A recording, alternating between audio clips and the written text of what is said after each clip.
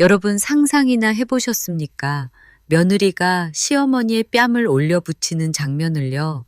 그게 드라마 속 이야기가 아니라 바로 제 눈앞에서 벌어졌습니다. 믿을 수 없는 충격과 분노, 그리고 서러움. 오늘 제가 겪은 그날의 이야기를 들려드리겠습니다. 안녕하세요. 이 사연은 실제 있었던 이야기를 각색하였습니다. 끝까지 재미있게 시청해 주시고 좋아요와 구독, 알림 설정 꼭 부탁드립니다. 여러분의 작은 관심이 더 많은 분들께 이 이야기를 전하는 큰 힘이 됩니다. 저는 김은숙입니다. 제 이야기를 들어주세요. 그날도 평범한 저녁이었죠. 아들은 회사에서 늦는다 하고 며느리 지연이와 저는 부엌에서 저녁을 준비하고 있었습니다. 국이 보글보글 끓고 지연이는 도마 위에서 칼을 쿵쿵 내려치며 야채를 썰고 있었는데 묘하게도 분위기가 싸늘했어요. 지연아, 된장 조금만 더 넣자. 국물이 좀 싱겁네. 그냥 별 뜻 없이 건넨 말이었습니다. 하지만 지연이가 칼을 도마에 세게 내려놓더니 얼굴을 굳힌 채 대꾸하더군요. 어머니, 제 방식이 있어요. 제발 좀 참견하지 마세요. 그 순간 가슴이 철렁했지요. 늘 불편해하던 눈치였지만 이렇게 대놓고 날카롭게 말할 줄은 몰랐습니다. 억울함이 목까지 차올랐지만 괜히 분위기를 더 험악하게 만들고 싶진 않았어요. 그래서 꾹 참고 웃으며 말했죠. 그래, 내 방식대로 해라. 그런데 지연이는 오히려 더 차갑게 저를 노려보았습니다.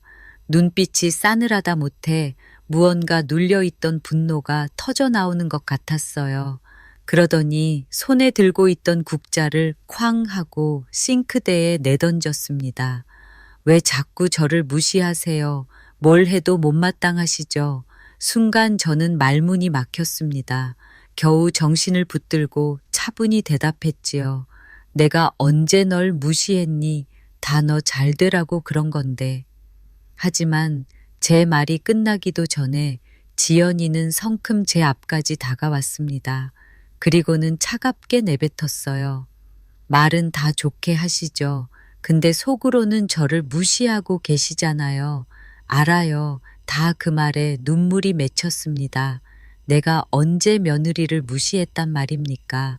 서운하다 못해 억울했죠. 그런데 그 순간 믿을 수 없는 일이 벌어졌습니다. 짝! 순간 귀가 멍해지고 얼굴이 화끈거렸습니다. 제 뺨에 날아든 며느리의 손길, 아니 폭력이었지요. 저는 얼어붙은 채 멍하니 서 있었습니다. 피가 거꾸로 솟는 듯 했어요. 너 지금 뭐 하는 거야?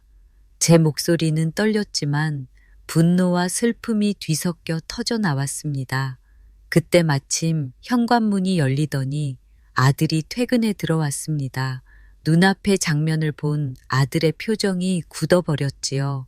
지연아, 너 지금 뭐 한 거야? 아들의 목소리가 번개처럼 부엌을 가르며 울려 퍼졌습니다. 그러나 며느리 지연은 오히려 태연한 얼굴로 저를 향해 말하더군요. 저도 사람인데 더는 못 참겠어요. 그 뻔뻔한 말이 제 가슴을 후벼 팠습니다. 뺨의 따가움보다 더 깊은 상처는 바로 그 말이었지요.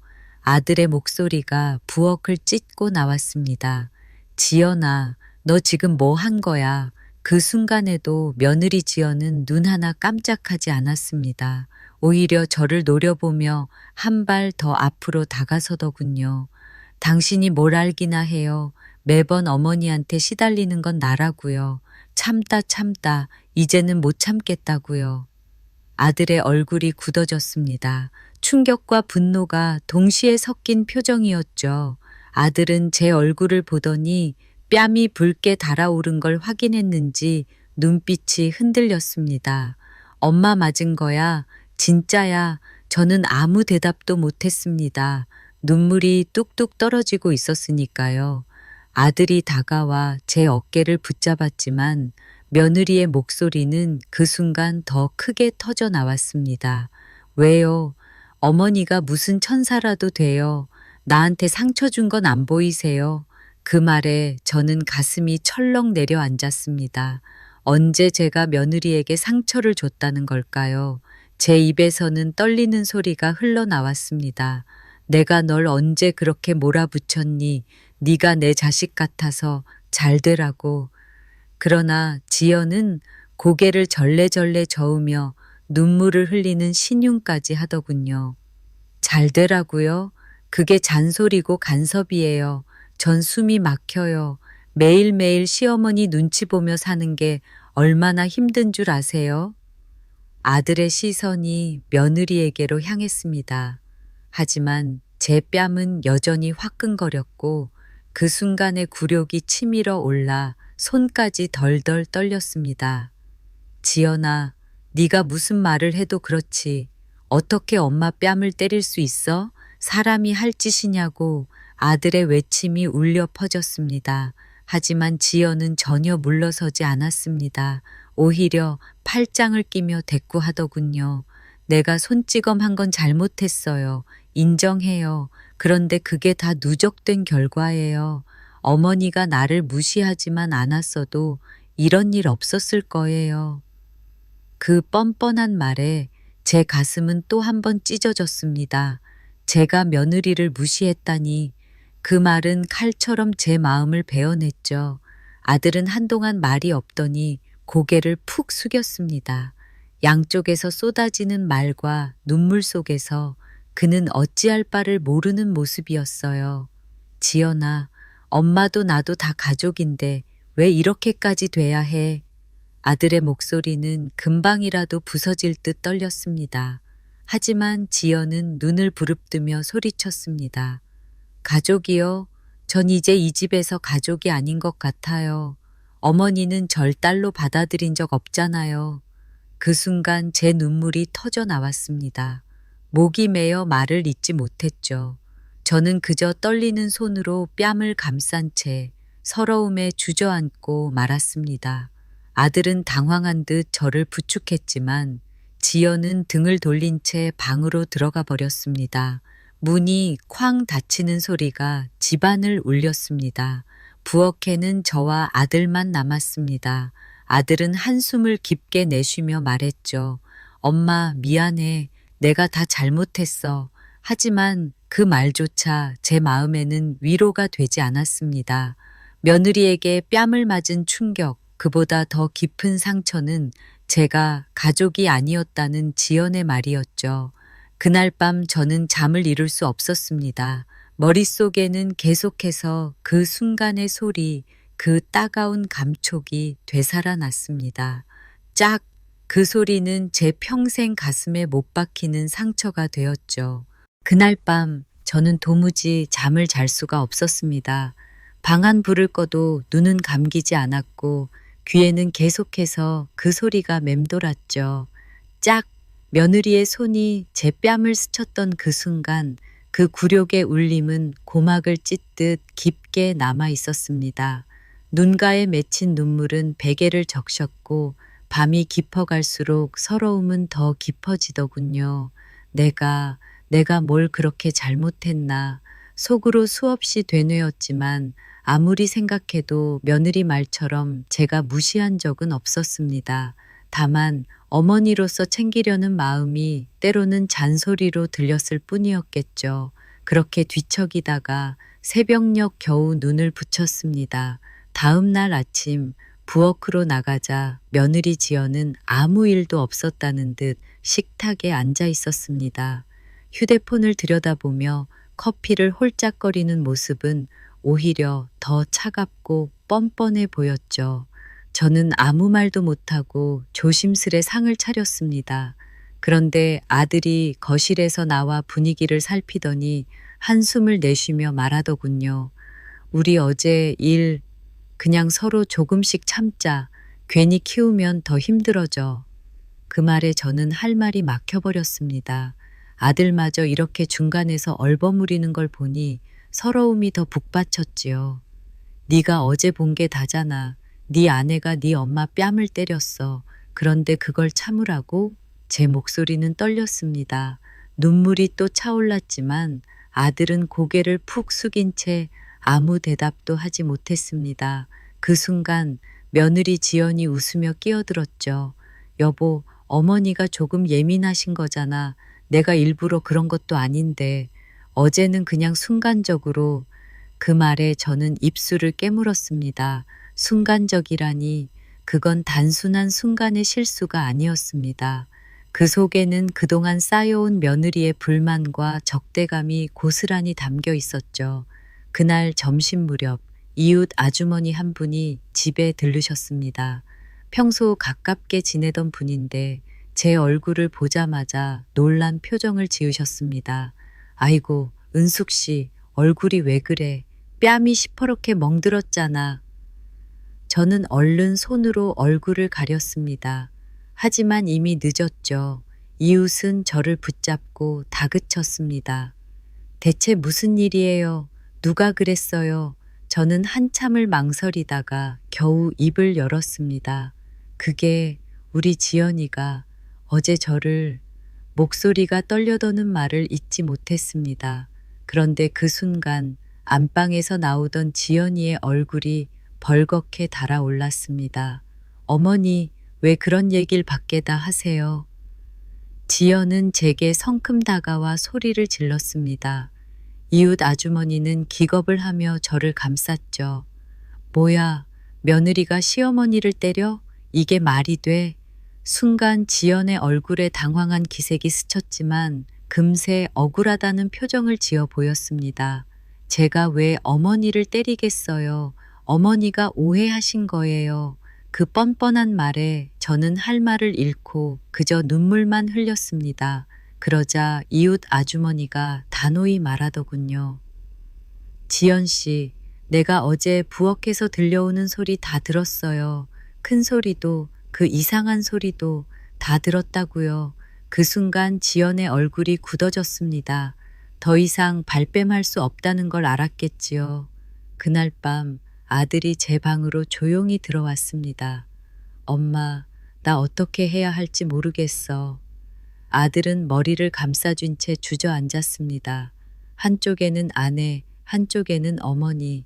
그 사이에서 찢기듯 괴로워하는 아들의 모습이 제 눈에 들어왔습니다. 저는 아들을 보며 속이 무너져 내렸습니다. 내 잘못은 없어. 하지만 네가 똑바로 봐야 해. 지금 네 아내가 뭘 하고 있는 건지. 아들은 대답 대신 눈물을 글썽겼고 저는 다시금 가슴이 먹먹해졌습니다. 그날 이후 제 마음속에는 지워지지 않는 두 가지 감정이 남았습니다. 첫째는 며느리의 손길이 남긴 굴욕과 고통.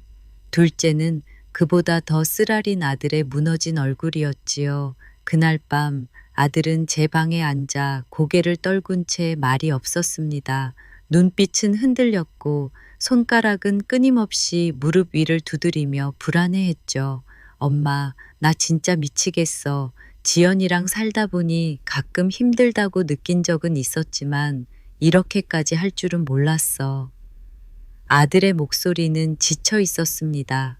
그 말에 저는 순간 희망을 걸었죠. 혹시 아들이라도 제대로 서서 상황을 바로 잡아주지 않을까 하는 마음이었어요. 하지만 그 기대는 오래 가지 않았습니다. 다음 날 아침 거실로 나갔더니 지연이 먼저 아들과 대화를 나누고 있었습니다. 눈가에는 눈물이 맺혀 있었고 손수건으로 콧잔등을 닦으며 떨리는 목소리로 말했지요. 여보, 나도 잘못했어. 순간 화가 나서 그랬던 거야. 하지만 어머니가 날 얼마나 힘들게 하셨는지 당신은 모르잖아. 그 말에 아들의 얼굴이 어두워졌습니다. 지연아, 네가 어떻게 엄마를 때릴 수가 있어. 그건 용서할 수 없는 거야. 그런데 지연은 곧바로 아들의 팔에 매달리며 울먹였죠. 나도 알아. 하지만 나도 사람이잖아. 너무 힘드니까 그랬던 거야. 어머니가 맨날 잔소리하시고 내가 뭘 해도 못마땅해 하시니까. 아들은 말없이 눈을 감았습니다. 그 모습에서 저는 불안이 몰려왔어요. 혹시라도 아들이 며느리의 말에 흔들리진 않을까 싶었죠. 그날 오후 아들은 저를 부르더니 조심스레 입을 열었습니다. 엄마, 지연이가 후회하고 있어. 그냥 이번 한 번만 넘어가면 안 될까? 그 순간 제 심장이 철렁 내려앉았습니다. 뭐라고? 넘어가자고. 내 눈으로 똑똑히 봤잖아. 내 아내가 내 엄마 뺨을 때린 걸. 제 목소리는 떨리고 눈물이 또 쏟아졌습니다. 나는 참을 수 있어. 하지만 네가 똑바로 서야지. 네가 이렇게 눈 감으면 지연이는 앞으로도 변하지 않아. 아들은 입술을 깨물며 아무 말도 하지 못했습니다. 그때 방 안에서 지연의 목소리가 들려왔습니다. 여보, 내가 뭐라고 했어? 결국 어머니는 날 싫어하신다니까. 문을 사이에 두고 들려오는 그 말은 마치 제 가슴을 찌르는 비수 같았습니다. 싫어한다니, 그건 사실이 아니었거든요. 며칠 뒤 친척들이 집에 모이는 날이었습니다. 저는 최대한 티를 내지 않으려 했지만 뺨에 남은 옅은 자국을 보고 몇몇 친척이 이상하게 여기더군요. 언니, 얼굴이 왜 그래? 어디 부딪혔어? 아니야, 그냥 부딪힌 거야. 저는 애써 웃으며 넘겼지만 그때 지연이 갑자기 끼어들었습니다. 어머니가 요즘 좀 자주 넘어지세요. 그래서 멍도 잘 드시고 제가 아무리 말려도 혼자 다 하시다가 다치시는 거예요. 순간 저는 숨이 막혔습니다. 그 말은 분명히 사실이 아니었죠. 그런데 며느리는 눈 하나 깜짝하지 않고 거짓말을 내뱉었습니다. 친척들은 오히려 저를 걱정하며 그러게 이제는 좀 쉬셔야지. 지연이 말 들어라며 며느리 편을 들어주었습니다. 저는 억울해서 눈물이 날 뻔했지만 꾹 참았습니다. 그 자리에서 진실을 말하면 더 큰 소란이 될 게 뻔했으니까요. 밤이 되자 저는 속이 터져 방에 혼자 앉아 있었습니다. 그때 아들이 조심스레 문을 열고 들어왔습니다. 엄마, 지연이가 아까 한 말은 그냥 분위기 때문에 그런 거야. 저는 아들을 똑바로 바라봤습니다. 네가 그 말을 믿니? 네 아내가 나를 때린 것보다 지금 그 거짓말을 아무렇지 않게 내뱉는 게 더 무섭지 않니? 아들은 대답하지 못했습니다. 대신 눈을 피하며 앉아있던 의자를 움켜쥐었죠. 엄마, 제발, 그냥 이 일은. 그 말에 저는 더 이상 참지 못했습니다. 네가 이렇게 약해지면 우리 가정은 무너진다. 똑똑히 기억해라. 뺨 한 대는 그냥 상처로 끝날 수 있어도 거짓말은 집안을 송두리째 무너뜨린다. 제 말에 아들은 손을 떨며 고개를 숙였습니다. 그날 밤 저는 창가에 앉아 오래도록 눈을 감지 못했습니다. 며느리의 뺨 때림보다 더 깊이 남은 건 거짓된 눈물이었고 아들의 흔들리는 마음이었습니다. 이 집은 앞으로 어떻게 되는 걸까? 그 불안이 제 가슴을 짓누르며 긴긴 밤을 또다시 뒤척이게 만들었죠. 며칠이 지나도 제 가슴은 편할 날이 없었습니다. 밤마다 눈을 붙이면 지연의 뺨소리와 거짓 눈물이 교차하며 악몽처럼 떠올랐습니다. 이대로는 안 되겠다. 속으로 수없이 되뇌었지만 막상 입 밖으로 내면 가정이 산산조각 날까 두려워 말이 막히곤 했지요. 그날 오후 동네 마트에 장을 보러 나갔을 때였습니다. 이웃 두 아주머니가 제 얼굴을 보고 서로 수군거렸습니다. 저기 은숙 씨 얼굴 본 적 있어? 그거 멍 맞지? 나도 봤어. 근데 집안일이라 그런가 봐. 순간 제 귀가 뜨거워졌습니다. 소문이 이미 퍼지기 시작한 거였죠. 숨고 싶었지만 그 순간 제 곁으로 다가온 한 이웃이 속삭이듯 말했습니다. 은숙 씨, 나 다 들었어. 그날 밤 소리, 지연 씨가 목소리 높이는 것도 뭔가 쾅 소리 나는 것도 그냥 넘기면 안 돼. 그 말은 제 마음을 흔들었습니다. 정말 이대로 넘어가선 안 되는 건 아닐까. 집으로 돌아왔을 때 아들은 퇴근 후 거실에 앉아 있었습니다. 표정은 여전히 어두웠고 술잔이 식탁 위에 놓여 있었죠. 엄마, 그는 한참을 머뭇거리다 입을 열었습니다. 오늘 회사에서 지연이한테 전화가 왔는데 울면서 나한테 매달리더라.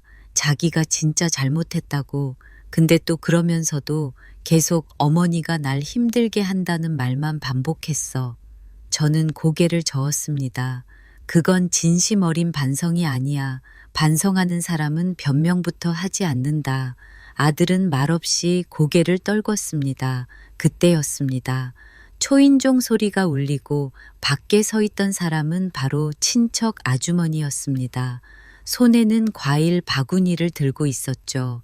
은숙 언니, 그냥 들르려고 왔어. 하지만 아주머니의 눈길은 곧 제 얼굴로 향했습니다.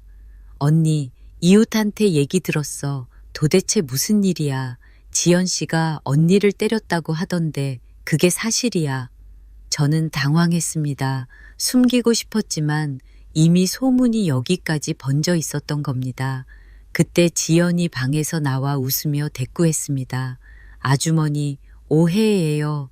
어머니가 자꾸 예민해지셔서 제가 그걸 다 맞춰드리지 못했을 뿐인데 사람들이 이상하게 보는 거예요.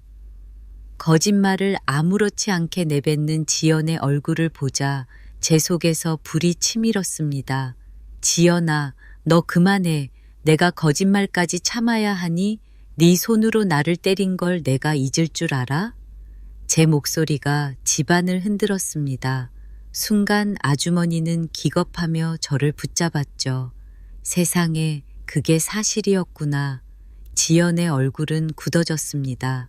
순간 그녀는 억울하다는 듯 두 눈을 치켜쓰며 소리쳤습니다. 어머니가 지금 다 꾸미는 거예요. 저를 나쁜 사람으로 만들려고. 그 뻔뻔한 말에 저는 숨이 막혔습니다. 손이 덜덜 떨렸고 눈물이 터져 나왔습니다. 그날 밤 아들은 제 방에 들어와 고개를 감싸주었습니다. 엄마, 더는 못 버티겠어. 지연이가 점점 다른 사람 같아. 난 어떻게 해야 해? 저는 눈물에 젖은 얼굴로 대답했죠. 네가 서야 한다.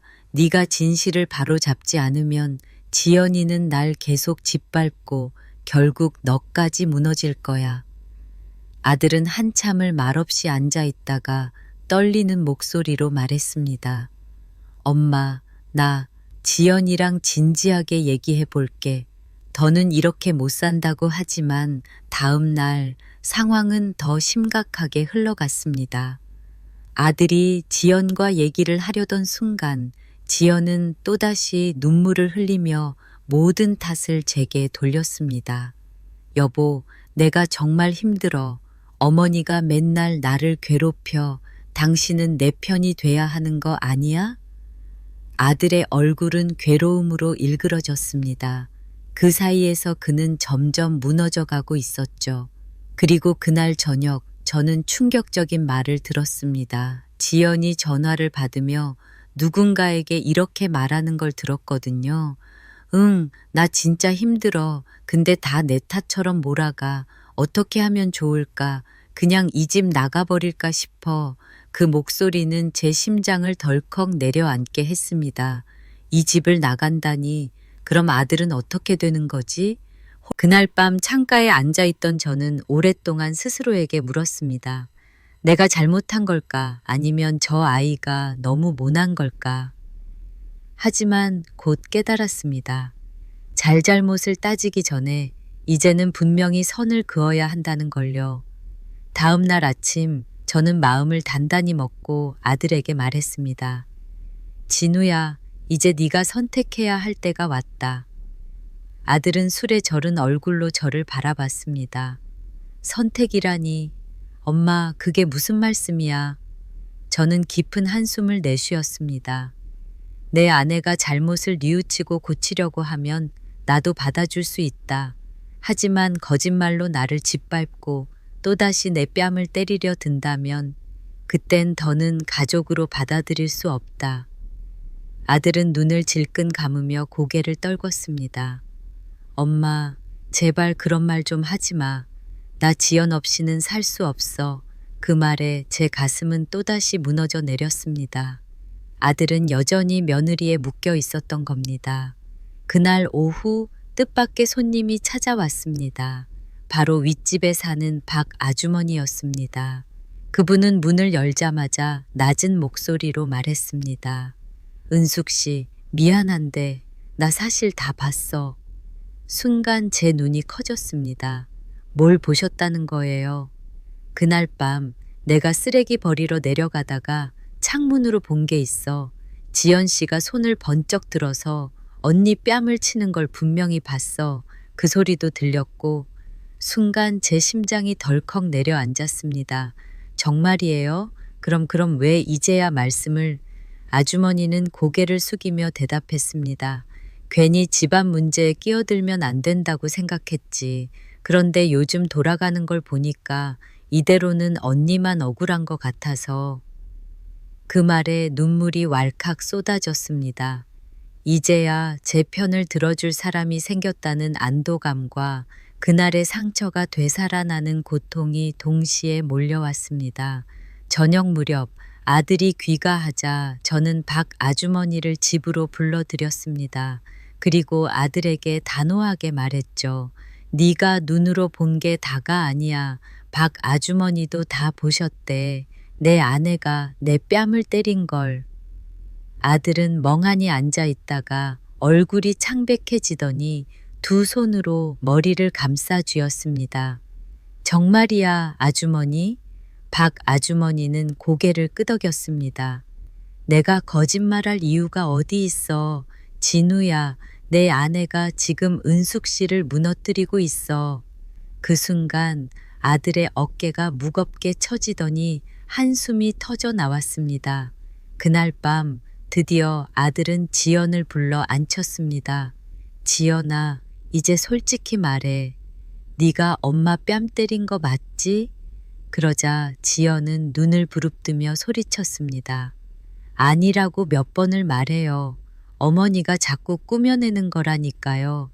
그러나 박 아주머니가 방 안에 있다는 걸 보자 순간 지연의 얼굴이 굳어졌습니다. 그 눈빛은 분명히 들켰다는 두려움이 섞여 있었죠. 아들은 치를 떨며 외쳤습니다. 이제 그만해. 거짓말까지 하면서 어떻게 버티려고 해. 내가 다 못 본 줄 알아? 아주머니까지 거짓말한다고 할 거야? 그제야 지연은 손을 떨며 고개를 돌렸습니다. 하지만 곧 억울한 듯 눈물을 쏟으며 말했죠. 그래요. 맞아요. 내가 어머니 뺨을 때렸어요. 하지만 그건 다 누적된 거예요. 제가 얼마나 참아왔는지 알아요. 어머니한테 짓눌리며 사는 게 얼마나 힘든지 당신은 몰라. 그 순간 저는 무너져 내리는 심정이었습니다. 억울하다, 힘들었다는 말로 정당화하려는 그 태도가 더는 용납되지 않았습니다. 아들은 머리를 감싸쥐고 방을 뛰쳐나갔습니다. 그리고 베란다에서 담배를 물고 한참 동안 울고 있었죠. 저는 그 모습을 바라보며 생각했습니다. 내 아들마저 이러다 무너져 버리겠구나. 그날 밤 저는 일기를 쓰듯 종이에 제 심정을 적었습니다. 며느리에게 맞은 뺨의 상처는 사라지겠지만 거짓과 배신이 남긴 상처는 쉽게 아물지 않으리라. 아들이 흔들리는 한 이 가정은 무너진다. 그리고 펜을 내려놓으며 다짐했죠. 이제는 나도 싸워야겠다. 내 억울함을 끝까지 밝히고 아들을 지켜야 한다. 그날 새벽 저는 한숨도 못 잤습니다. 머릿속은 며느리의 차가운 눈빛과 아들의 무너진 얼굴로 가득했지요. 이대로 가만히 있다간 우리 집안이 완전히 무너지겠구나. 결심을 굳히자 마음은 무거웠지만 동시에 한 줄기 힘이 솟아났습니다. 아침이 되자 지연은 아무 일도 없었던 듯 부엌에 앉아 커피를 마시고 있었습니다. 그 모습이 더욱 얄밉게 보였죠. 저는 조용히 그녀 앞에 앉아 단호히 말했습니다. 지연아, 이제는 숨길 수 없어. 네가 한 짓 다 드러났어. 지연은 순간 눈을 흘기더니 곧 억울한 표정을 지으며 대답했습니다. 어머니, 또 그 얘기예요? 어머니가 계속 사람들 앞에서 저를 망신 주려는 거 다 알아요. 그 뻔뻔한 태도에 가슴이 치밀어 올랐지만 저는 흔들리지 않으려 애썼습니다. 네가 잘못한 걸 인정하면 나도 용서할 마음이 있다. 하지만 계속 거짓말로 덮으려 한다면 난 더는 너를 며느리로 인정할 수 없다. 제 목소리는 흔들렸지만 그만큼 단호했지요. 잠시 후 아들이 거실로 나왔습니다. 그의 얼굴은 밤새 뜬 눈으로 지새운 사람처럼 창백했습니다. 아들은 두 사람을 번갈아 보며 힘겹게 입을 열었습니다. 엄마, 지연아, 이제 우리 솔직해지자. 숨기면 숨길수록 더 엉망이 돼. 지연은 아들의 팔을 붙잡고 울먹였습니다. 여보, 나도 잘못했어. 하지만 당신이 내 입장도 좀 이해해 줘야 하는 거 아니야? 내가 얼마나 힘든 줄 알아? 어머니 눈치 보느라 하루도. 그날 저녁 아들은 술에 취해 집으로 돌아왔습니다. 비틀거리며 들어오더니 소파에 털썩 앉아 한참 동안 말이 없었습니다. 그러더니 갑자기 눈물이 그렁그렁한 채로 제게 말했죠. 엄마, 나 정말 숨 막혀. 아내도 버릴 수 없고 엄마도 버릴 수 없어. 그런데 둘 다 날 죄인 취급하잖아. 그 말에 제 가슴은 또 한 번 무너졌습니다. 진우야, 네가 죄인이 아니라 네 아내가 잘못한 거야. 똑똑히 봐. 네가 진실을 바로잡지 않으면 결국 진짜 죄인은 네가 된다. 아들은 눈을 감고 머리를 숙였습니다. 며칠 뒤 이웃에서 작은 모임이 있었습니다. 저도 억지로 얼굴을 내밀었는데 그 자리에서 충격적인 이야기가 나왔습니다. 어머, 지연 씨가 그러던데 시어머니가 자꾸 트집 잡고 못 살게 굴어서 자기도 힘들다고.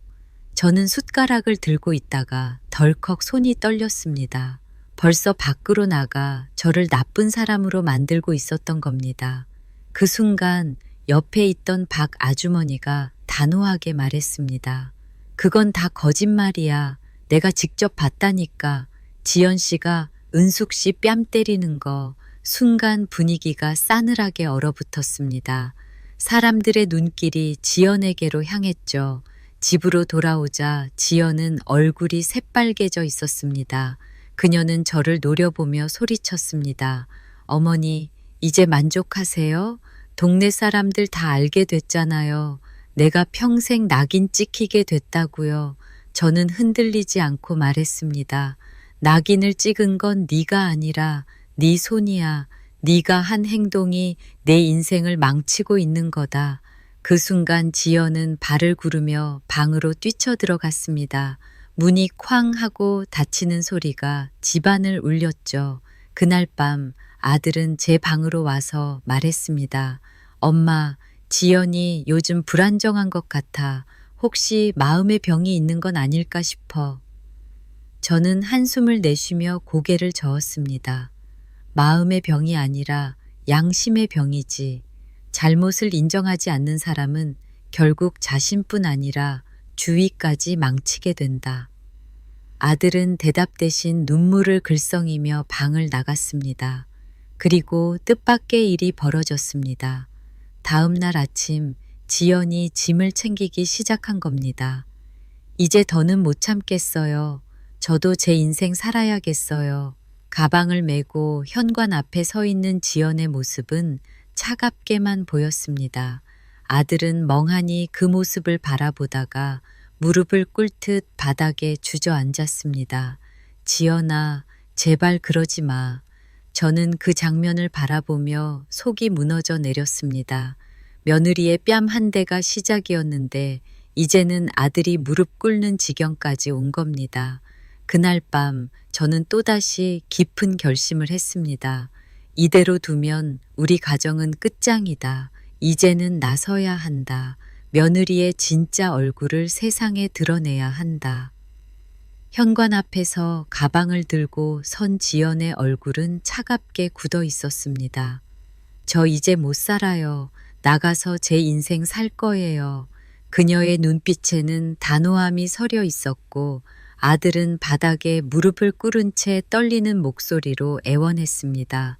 지연아, 제발 그러지 마. 나 정말 무너져 버려. 그 순간 저는 뼛속까지 서늘해졌습니다. 이 상황을 멈추지 않으면 우리 가정은 돌이킬 수 없게 될 거라는 걸 직감했지요. 지연아, 저는 단호히 불렀습니다. 네가 이렇게 나간다면 다시는 이 집의 문턱을 밟지 마라. 오늘 이후로 내 행동에 대한 책임은 오롯이 네가 져야 할 거다. 지연은 잠시 멈칫했지만 곧 다시 고개를 빳빳이 들고 대답했습니다. 책임질게요. 하지만 어머니가 날 이렇게 몰아넣은 거예요. 저는 피해자예요. 그 순간 아들은 고개를 감싸준 채 흐느꼈습니다. 어머니는 가해자, 아내는 피해자. 그 왜곡된 구도가 아들의 마음을 갈갈이 찢고 있는 게 분명했습니다. 며칠 뒤 동네에 또다시 수군거림이 번지기 시작했습니다. 은숙 씨네 집 요즘 난리라며? 며느리가 짐 싸서 나갔다던데. 그 소문이 제 귀에 들어올 때마다 가슴이 무너져 내렸습니다. 그런데 더 충격적인 건 그 소문이 지연의 입에서 흘러나온 거라는 사실이었죠. 내가 너무 힘들어서 집을 나온 거예요. 시어머니 때문에 도저히 버틸 수가 없었어요. 이웃들의 동정 어린 시선이 저를 향할 때 저는 숨이 막혔습니다. 가해자가 오히려 피해자로 둔갑하는 순간이었으니까요. 그날 저녁 아들은 술에 취해 들어와 제 앞에서 무너져 내렸습니다. 엄마, 내가 왜 이런 집안에 태어나서 왜 이런 상황을 겪어야 하는 거야. 그의 말은 칼처럼 제 심장을 찔렀습니다. 진우야, 정신 차려야. 지연의 얼굴이 일그러졌습니다. 진실이요. 어머니가 날 어떻게 몰아붙였는데 내가 왜 뺨을 때렸겠어요. 어머니가 날 미치게 만들었으니까 그런 거죠. 그 순간 아들이 뛰어나와 두 사람 사이를 가로막았습니다. 그만해. 제발 그만 좀 해. 아들의 목소리는 절규에 가까웠습니다. 그의 눈은 충혈되어 있었고 손은 부르르 떨리고 있었죠. 그날 밤 아들은 제 방으로 와서 말했습니다. 엄마, 지연이 더는 정상적인 상태가 아니야. 난 이제 정말 모르겠다. 내가 어떻게 해야 하는지.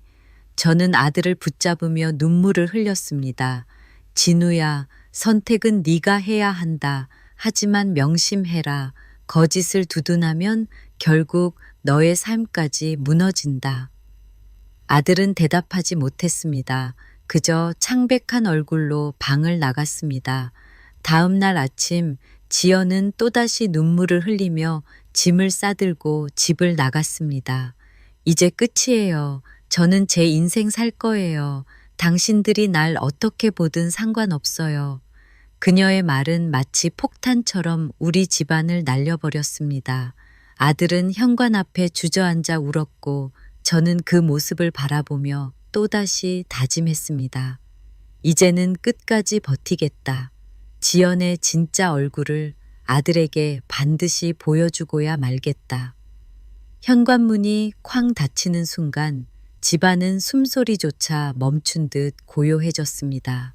아들은 그 자리에 무너져 앉아 두 손으로 얼굴을 가리고 울부짖었지요. 왜 우리 집이 이렇게 된 거야? 저는 멀찍이서 그 모습을 바라보며 가슴이 미어졌습니다. 며느리의 뺨 한 대로 시작된 일이 결국 우리 가족의 근간을 뒤흔들고 말았으니 어찌 눈물이 안 날 수 있었겠습니까? 며칠 동안 지연은 연락이 없었습니다. 아들은 휴대폰을 붙잡고 몇 번이고 전화를 걸었지만 신호만 갈 뿐 받지 않았습니다.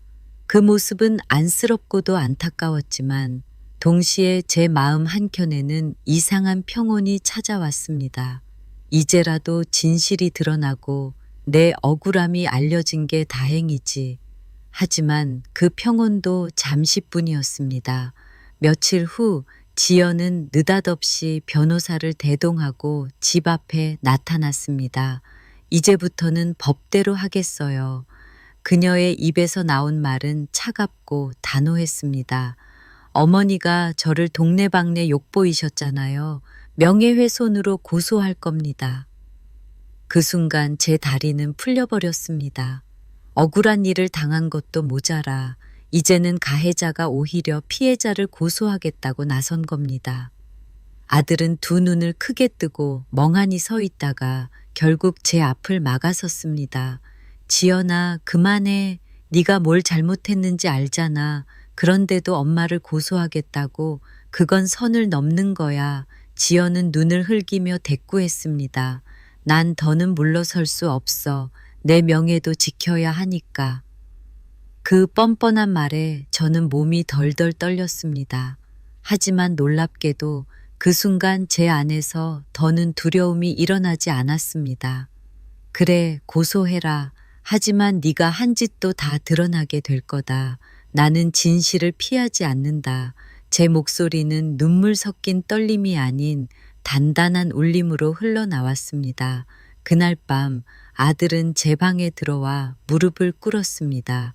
엄마, 미안해. 내가 너무 약했어. 내가 지연을 제대로 붙잡지도 못했고 엄마를 지켜드리지도 못했어. 그 말에 저는 아들을 끌어안았습니다. 내 잘못이 아니다.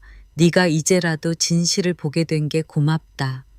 아들의 어깨가 들썩이며 눈물이 제 옷깃을 적셨습니다. 그 순간 저는 비로소 알았습니다. 이 싸움은 결국 며느리와의 갈등이 아니라 내 아들이 진실을 깨닫게 하는 과정이었음을요. 며칠 뒤 동네 주민들이 자발적으로 저를 찾아왔습니다. 은숙 씨, 너무 걱정하지 마. 우리가 다 증인 돼줄게. 그날 본 것도 들은 것도 다 이야기해 줄 테니. 이웃들의 따뜻한 말에 제 눈물이 왈칵 터졌습니다. 고맙습니다. 정말 고맙습니다. 혼자가 아니란 사실이 제게 큰 힘이 되었지요. 그 후 지연은 끝내 집으로 돌아오지 않았습니다. 변호사를 통해 몇 차례 연락이 왔지만 아들은 더 이상 그녀의 말에 흔들리지 않았습니다. 엄마, 나 이제 알았어. 지연이랑은 같이 못 살겠어. 거짓말로는 가정을 지킬 수 없다는 걸 알았어. 그의 목소리에는 결연함이 담겨 있었습니다. 저는 가슴이 아팠지만 동시에 안도했습니다. 아들이 드디어 눈을 떴다는 사실이 너무나 감사했지요. 시간이 지나면서 상처는 조금씩 아물었습니다. 뺨에 남았던 자국도 사라졌지만 마음의 흉터는 오래도록 남아 있었습니다. 그러나 그 흉터는 제게 한 가지 중요한 것을 일깨워 주었습니다. 아무리 가까운 가족이라도 진실 위에 세워지지 않으면 무너진다. 저는 지금도 창가에 앉아 그날의 일을 떠올리곤 합니다. 서러움에 몸부림쳤던 날들, 이웃의 손길로 위로받았던 순간, 그리고 무엇보다 아들의 눈물이 제 마음에 새겨져 있습니다. 사람들은 제게 묻곤 합니다. 그때 후회하지 않느냐고. 저는 이렇게 대답합니다. 후회는 없다. 대신 배웠다. 참는 것이 미덕이 될 수도 있지만 때론 침묵은 더 큰 상처를 낳는다.